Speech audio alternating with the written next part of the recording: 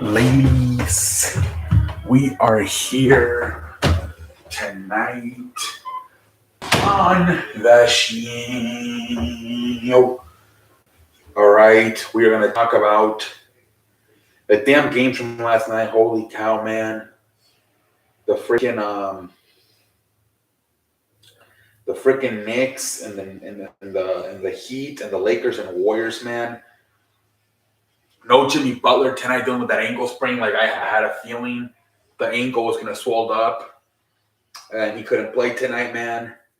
Man, I thought the Heat still fought, man. At times they led in this game, they fought, man. But obviously at the end, the Knicks took over, man. It wasn't enough, man. No Tyler Hero, no Jimmy Butler, no Victor Oladipo. Hopefully Jimmy Butler can come back for Game 3, man. But at 1-1, at least they split in New York. At least they split in New York. Um, Kevin Love, I was maybe hoping he would play better, being the veteran. But he really struggled. He took 9 shots, only made 2 of them for 8 points. Self Martin, 22 points. Bam Adebayo, 15. He could have maybe played a little bit better. He couldn't even get 10 rebounds. Bam Adebayo, he could have played better. Gary Vincent, 21 points. Max Straw, 17. They tried, man. Duncan Robinson, 9 off the bench. But Duncan Robinson, man, he's not what he used to be, man. He took 9 shots, only made 3 of them. He's not what he used to be. Kyle Lowry, same thing. He needed to play good. Only 6 points, took 9 shots, only made 3. So, some of these guys you were hoping, like Kevin Love, Kyle Lowry, maybe Duncan Robinson step up. They couldn't. Like I said, the role players did good. Like I said, Straw, 17, Vincent, 21, Martin, 22. Like I said, Bam Adebayo, I guess 15 was okay, but can you at least get a little bit more rebounds than that? Jesus Christ. Man, it's 1-1 going back to Miami. They played good. Like they had a chance to win this game. They played good, but at the end, man, they couldn't do it, man. But yeah, man, going back 1-1 to Miami. Julius Randle, he came back. He played really damn good. This is probably his best game of the playoffs, man. Because before he got hurt, he was struggling versus Cleveland. This was by far probably his best game, man. 25 points, 12 rebounds, took 18 shots, made 8 of them. So he played really good, man. Mitchell Robinson, 6 points. He's more of a defensive player. Jalen Bronson, 30 points. He looked good. Josh Hart, 14 points, 11 rebounds. RJ Barrett, 24 points. RJ Barrett has been fantastic, man. He's been playing really good for them, man, in these whole playoffs. So, man, if they can get Julius Randle, Jalen Bronson, and Barrett to each score at least like 25 points, that would be fantastic for the New York Knicks, man. If they can get those, I mean, they come back for like almost like 75 points, just the 3 of them today. Julius Robinson, RJ Barrett, and Jalen Bronson, man. So that's pretty good for them, man. And good to see Julius Randle looked healthy. Like I said, at 25 and 12, looked pretty damn good. Good to see that going forward. And Josh Hart, like I said, nice, 14 points. They didn't shoot it that well. He took 11 shots, only made 4, but it's still 14 points. But we'll see, man. 1-1 going back to Miami. We'll see what happens, man. They hopefully can get Jimmy Butler back. They got to get Jimmy Butler back to the freaking Miami Heat. Obviously, already missing Tyler Hero and Victor Oladipo. All right, let's go to the other game, man. The Lakers and the freaking Warriors, man. What a battle this was, man. The whole game, man. It was a war at the end. The Lakers survived 117-112, man. This freaking game was unbelievable. The thing that I took around this game is it's going to be like the Warriors 3s versus the Lakers 2. Like, they're going to be trading up a bunch of 3s and 2s. I think the difference, obviously, between Memphis and the Warriors is the Warriors are a pretty good three-point shooting team.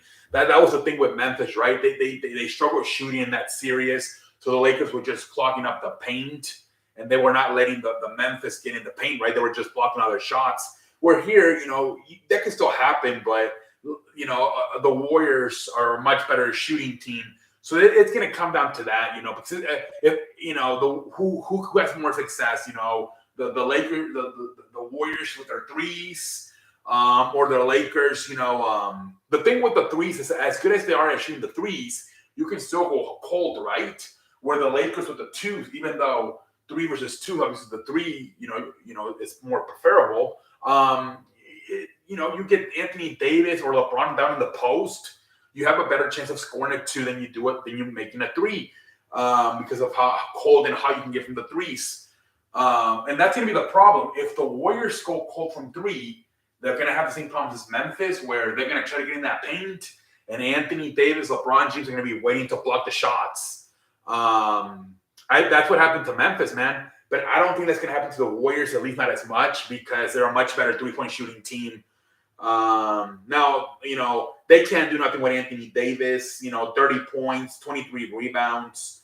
They can't do much with him. But everybody else, man, like I said, they got LeBron, 22 points, 11 rebounds. D'Angelo Russell, 19 points. Austin Reeves, 10 points. Dennis Schroeder was fantastic off the bench with 19 of himself. He pretty much did all the bench work. Dennis Schroeder. Hachimura didn't play that good. I don't know why Hachimura, he made all of the shots, but then he just stopped shooting. But yeah, man, it's Anthony Davis, man. He's going to be a problem.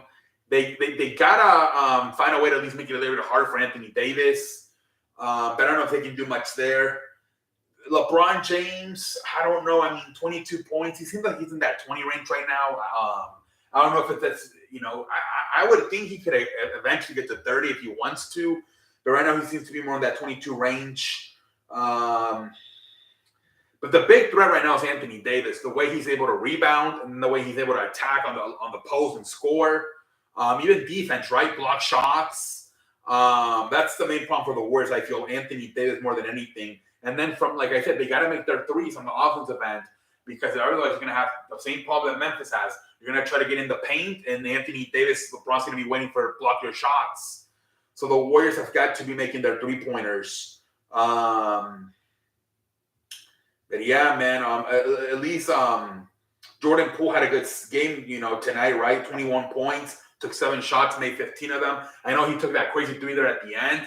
They were down by 3, right? I believe it was 115, 112. It kind of made sense. If it would have been like 113, 115, I'm like, what are you doing? We need a 2 to go to overtime. They were down by 3. Was the 3 a little bit kind of wild? It was like, kind of far away, but still they needed a 3 there. Curry was obviously being double teamed. It kind of made sense. I don't know why people were. I think they were going off because it was how far it was, and I think there was still a little bit more time left, but they did need a 3 in that situation. Like I said, Curry was getting double teamed. So, like I said, it was a shot a little bit far. Yeah, he could have maybe drove it in, gotten a little bit closer, but still, they were down by 3. They needed a 3. But he played really good in this game. Dante DiVincenzo, like somebody filed a police report, called the FBI. Dante DiVincenzo, what the hell has happened to him, man? Like, Jesus Christ. I don't know what the hell has happened to Dante DiVincenzo. Gary Payton, he's out there for his defense, only 2 points. But yeah, man, like Thompson, 25 points. Curry, 27. Wiggins, 15. Looney, 10 points, 23. Looney's a fucking rebounding machine. Draymond Green, only 6 points. But they got to hope that Jordan Poole stays hot, right? Because otherwise, they don't really have a bench right now, right? Dante DiVincenzo, Gary Payton, I don't know. Jonathan Kuminga doesn't even play. It's been disappointing. The Warriors' second unit, man. Like Dante DiVincenzo, man, he was so good for Milwaukee. And I don't know what has happened to him here, man. And wasn't he like starting in Milwaukee? And now here he comes off the bench and he stinks. Maybe he'll play better. Moody, I think they got to get Jonathan Kuminga some minutes. Gary Payton, he's mostly out there for his defense. They got to hope Jordan Poole, man, he continues to play the way he did. Otherwise, you can have a Phoenix Suns problem where your bench just going to be your second unit's going to be horrendous. So they got to hope that Jordan Poole can stay hot.